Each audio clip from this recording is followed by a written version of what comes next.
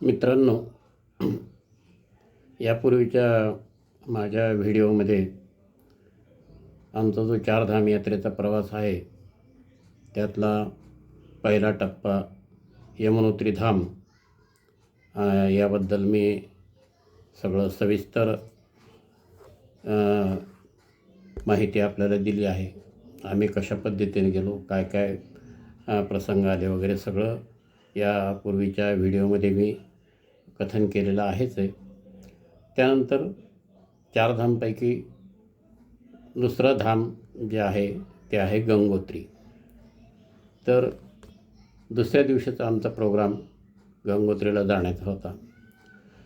आदल्या दिवशीच trip manager आणि व्यवस्थापनानं सांगितलं की पहाटे 4 वाजताच आपल्याला निघायचं आहे. अंतर खूप लांब आहे आणि त्या दृष्टीनं तुम्ही सगळं तयारी करून गाडीमध्ये बसायचं सगळं सामान घेऊन, कारण मुक्काम पुढं दुसऱ्या ठिकाणी ठरलेलं आहे. त्यामुळं तर आम्ही अशा पद्धतीनं मग उत्सुकता होतीच. गंगोत्री हे गंगोत्री म्हणजे गंगेचं उगमस्थान.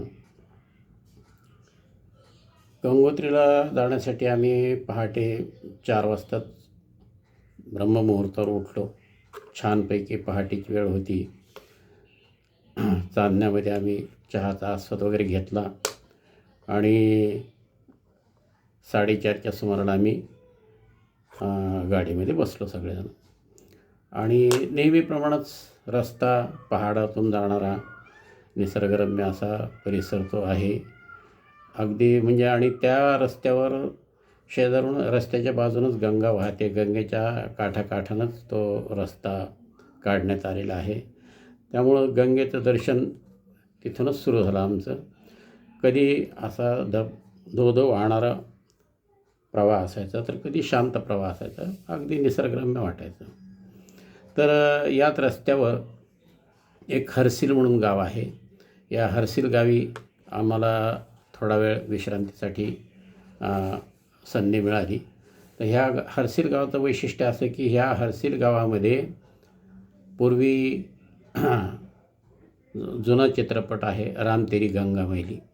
पूर्वी मी तो पाहिलेला आहे, 2-3 वेळेला पाहिला. तर तो खूप चित्रपट माझा आवडता चित्रपट होता आणि त्या चित्रपटातून गंगोत्री वगैरे भागाचं खूप छानपैकी चित्रीकरण करण्यात आलेलं होतं. तर हे हर्सिल गावी थांबण्याचा आमचा योग आला आणि हर्सिलजवळच बर्ली म्हणून एक छोटंसं गाव होतं. दोन्ही गावं जवळजवळच. तर ह्या बर्ली गावाचं वैशिष्ट्य असं की आता तिथं गाव नाहीच आहे. गेल्या ढगफुटीमध्ये काहीतरी 2-3 वर्षापूर्वी ढगफुटी झाली होती आणि खूप मोठा तिथं पूर्ण गाव ते ढगफुटीमध्ये पूर्णच्या पूर्ण गाव वाहून गेलेलं. अर्थात वस्ती अशी गंगेच्या पात्रातच अतिक्रमित झालेली होती आणि त्यामुळं सगळं पूर्ण गाव त्या ठिकाणाहून वाहून गेलेलं आहे. आता सध्या काही नाही, परंतु तरीही गंगेच्या प्रवाहातच किंवा त्या पात्रातच नवीन बांधकाम लोकांनी सुरू केलेलं होतं. थोडंसं वाईट वाटलं की एवढा सगळा ढगफुटीचा अनुभव असतानाही पुन्हा आणखीन लोक पात्रातच घरं बांधत आहेत, हे काही बरोबर नाही. परंतु आणि आमच्या ट्रिप मॅनेजरने सांगितलं की ह्या लोकांना काही दुसरं म्हणजे निसर्गाचा काही विचारच करत नाहीत, सगळं स्वार्थ पाहतात आणि अशा पद्धतीने त्यांनी पुन्हा आणखीन त्याच ठिकाणी काम सुरू केलेलं आहे. ठीक आहे, आम्ही आपलं ऐकलं आणि कानाने टाकून दिलो. पुढे निघालो तर तिथं मात्र ते त्या चित्रपटात जी मंदाकिनी होती त्या मंदाकिनीच्या नावानं एक ढाबा आम्हाला त्या गावातून बाहेर पडताना दिसला. तेवढीच काय ती खूण आणि लक्षात राहण्यासारखी बाब. साधारण 9-9:30ला आम्ही गंगोत्रीला पोहोचलो. वेळेतच पोहोचलो. तरीही गंगोत्रीच्या ठिकाणापासून जवळजवळ 3-3.5 किलोमीटरपर्यंत आम्हाला म्हणजे पार्किंग करावं लागलं अलीकडे आणि तिथून मात्र पायी जाण्याच्या सूचना आम्हाला मिळाल्या. परंतु योग असा की खाली गाडीतून उतरल्याबरोबर तिथं व्हीलचेअरवाली मुलं दिसली आम्हाला. म्हटलं बरं झालं, चला पत्नीची सोय होती 2.5-3 किलोमीटरचं अंतर आहे, आपल्याला काही पायी चालणं काही शक्य होणार नाही.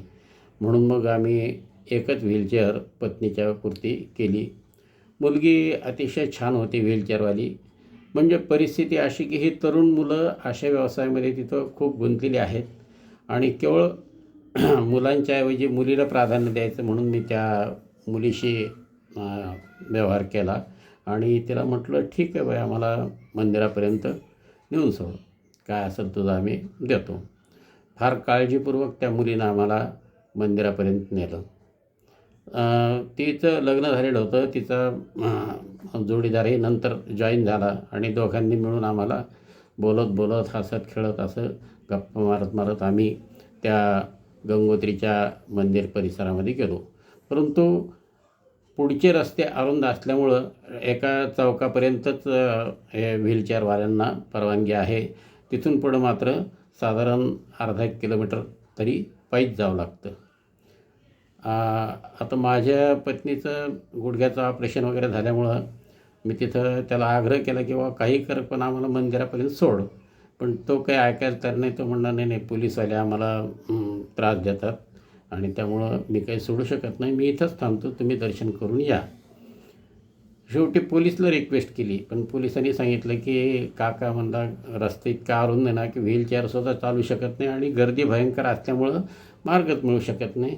त्यामुळं आता तुम्ही, माझा नाईलाज आहे, मी काही तुम्हाला परवानगी देऊ शकत नाही.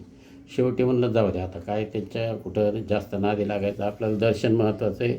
आणि आमची बॅच पुढं चाललेलीच होती. गुरुजींना संपर्क केलेला होता तिथल्या. गुरुजींनी सांगितलं होतं की तुम्ही लवकरात लवकर या, तुमचं दर्शन घडवून देतो आणि मग काय विधी असतील वगैरे ते सगळं असं ठरलेलं होतं आमच्या यात्रा कंपनीच्या माध्यमातून. तर तेवढे अंतर चालायला पत्नीला त्रास व्हायला लागला, खूप गळून गेली. शेवटी काही एक अंतरावर गेल्यावरती म्हणली, आता तुम्ही दोघंजणं जावा, मी आणि माझी बहीण, तुम्ही दोघंजणं पुढे जा दर्शनाला, मी काही दर्शनाला येत नाही, माझ्यात काही ताकद राहिलेली नाही, पण तुम्ही काही थांबू नका माझ्यासाठी, तुम्ही मात्र दर्शनाला जा. मग आता असं झाल्यानंतर शेवटी नाईलाज होता. गुरुजींच्या इकडं सांगितलेलं होतं की बाबा ज्यांना काही विधी वगैरे करायचे, दर्शन करायचं, त्यांनी एकत्रच या लवकर. आणि मग अशा परिस्थितीत ती म्हटली, व ठीक आहे, मी या कॉर्नरला थांबते आणि तुम्ही दर्शन वगैरे करून या. नाईलाज झाला. मनात थोडी रुखरुख लागली. म्हणलं आता गंगोत्रीपर्यंत आणलं हिला, परंतु पुढचं दर्शनाला आपण नेऊ शकत नाही, याची थोडी मनाला जरा खंत वाटली. पण नाईलाज होता आणि आग्रह करणं किंवा जबरदस्ती करणंही मला काही बरोबर वाटलं नाही. त्रासच खूप होत होता त्याला. आणि मग आम्ही दोघंजणं त्या सगळ्या यात्रेकरूंच्या ग्रुपमध्ये जाऊन पुढे व्यवस्थित आमचं दर्शनासाठी आम्ही गेलो.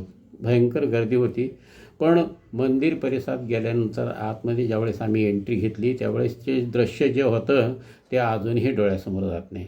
दोन्हीकडून पहाड आणि मध्ये समोर त्याच्या बाजूला, पाठीमागच्या बाजूला हिमालय. तो हिमालय बर्फाच्छादित एवढा होता की तो आकाशात मिसळलेला दिसत होता आम्हाला. म्हणजे आकाश आणि पर्वत एकत्र झाल्यासारखे दिसत होते. आणि सकाळची वेळ होती, वातावरण तसं थंडच होतं. गर्दी असल्यामुळं आणि पंडितजीच्या सहाय्यामुळं आमचं दर्शन तसं लवकर झालं, गर्दीतच झालं. पण मूर्ती अतिशय छान.